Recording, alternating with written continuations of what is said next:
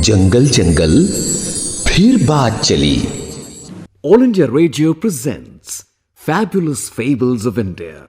Shh, strictly for kids and the young at heart.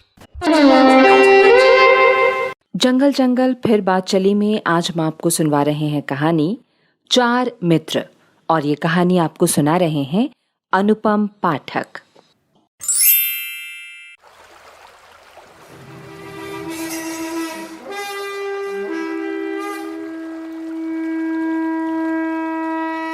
Godavari नदी के किनारे एक बड़ा सा सेमर का पेड़ था। उसकी विशाल शाखाओं में अनेक पक्षी रहा करते थे। उन्हीं में लघुपत्तन नाम का एक कौवा भी था, लेकिन वो बड़े अच्छे स्वभाव का कौवा था। एक दिन सुबह सुबह उसने दूर से एक बहेलिये को आते हुए देखा। वो समझ गया आज तो किसी की शामत आई। उसने फट से कांव कांव कांव करके अपने साथियों को सावधान कर दिया। बहेलिया आया, उसने ढेर सारे चावल के दानों को जमीन पे फैलाया और जाल बिछाकर दूर जाकर बैठ गया और इंतजार करने लगा कि कब पक्षी फंसेंगे। तभी उधर ऊपर आसमान में कबूतरों का एक बड़ा समूह गुजर रहा था। जब कबूतरों ने ऊपर से देखा कि अरे नीचे तो स्वादिष्ट चावल का ढेर पड़ा है, वाह भाई वाह, दावत है आज तो। लेकिन उनके राजा चित्रा ने कहा, ना ना ना, ठहरो, इस निर्जन जंगल में चावल कहाँ से आए? चावल तो मनुष्य प्रयोग करते हैं। कुछ दाल में काला है जरूर। मगर कबूतरों को तो लालच आ गया था। उन्होंने एक ना सुनी, नीचे उतर आए और राजा को भी आना ही पड़ा। नीचे उतरे और सब के सब जाल में फंस गए। सारे कबूतर सहम गए, रोने लगे कि अब आज तो गए, शिकारी आएगा सबको ले जाकर बेच देगा। लेकिन चित्रा ने हार नहीं मानी, अपनी बुद्धि बढ़ाई और बोला, भाइयों, एकता में बड़ी ताकत होती है। अगर हम सब एक साथ अपने पंख एक ही गति से फड़फड़ाएं, 1 2 1 2 1 2 1 2, तो सब एक साथ ही जाल सहित ऊपर को उड़ सकते हैं।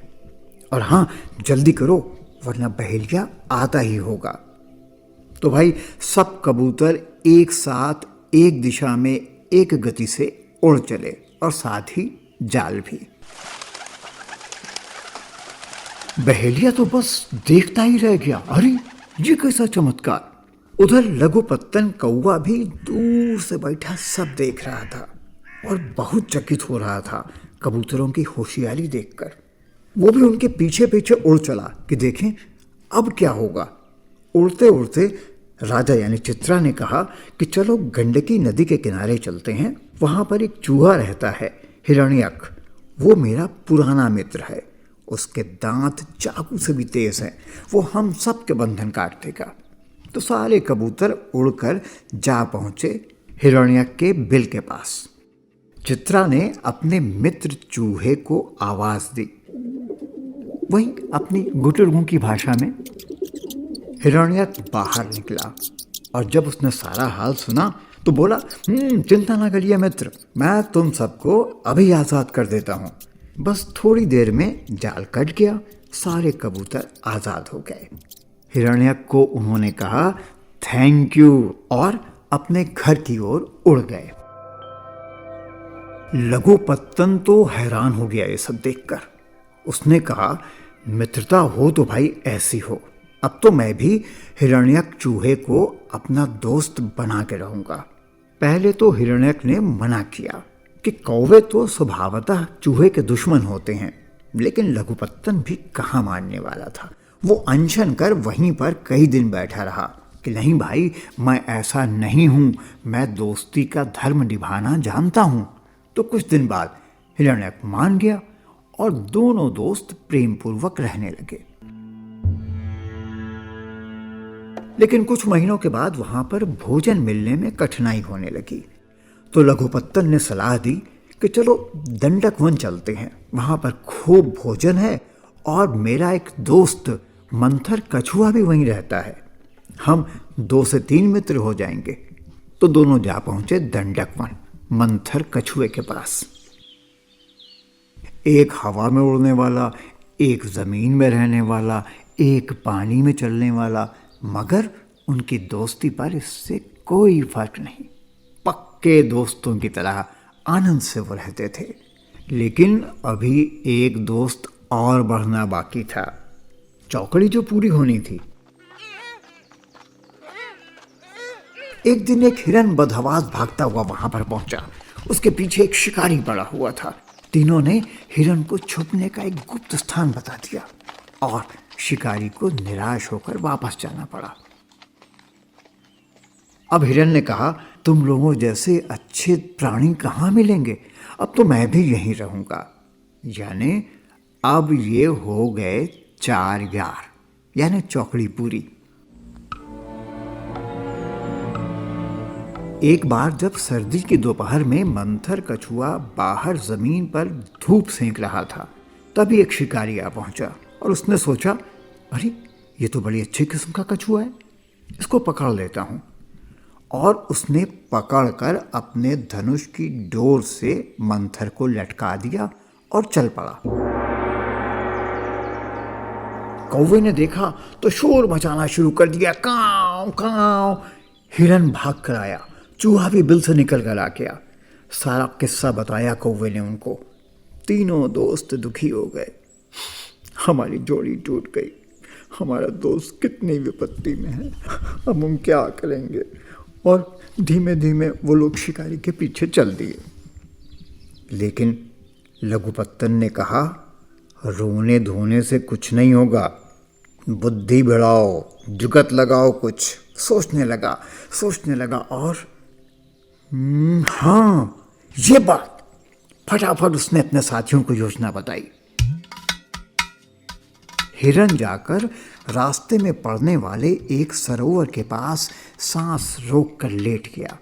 कौवा उसके ऊपर बैठकर चोंच मारने लगा ताकि देखने में लगे कि हिरन तो मर गया है और कौवा मांस खाने का प्रयास कर रहा है। जब शिकारी ने यह बात देखी तो उसकी तो बाँछें खिल गईं।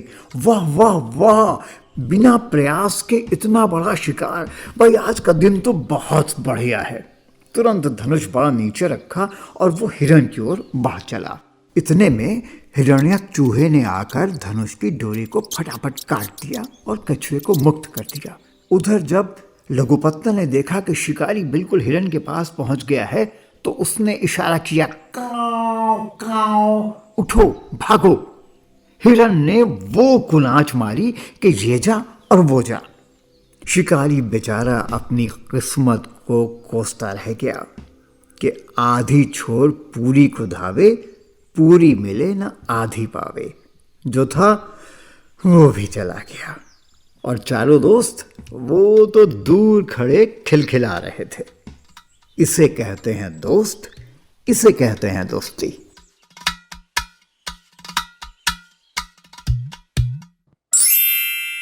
चार मित्र। अभी आप सुन रहे थे ये कहानी और सुना रहे थे अनुपम पाठक। तो कैसी लगी आपको ये कहानी, हमें जरूर लिखकर बताइएगा फेसबुक के आकाशवाणी फीचर्स पेज पर। और हम आपके कमेंट्स का, आपके सजेशंस का इंतज़ार करते हैं। और हाँ, अगर कोई कहानी छूट जाए या न सुन पाओ किसी कारण से, तो ज़रूर हमारे आकाशवाणी AIR YouTube पर जाकर सुन लेना। अपना बहुत सारा ख्याल रखना और दिन में कई बार साबुन से हाथ धो लेना और बहुत सारा प्यार। Bye. A presentation of the Central English and Hindi Features Units for our External Services Division. This broadcast came to you from the Delhi station of All India Radio.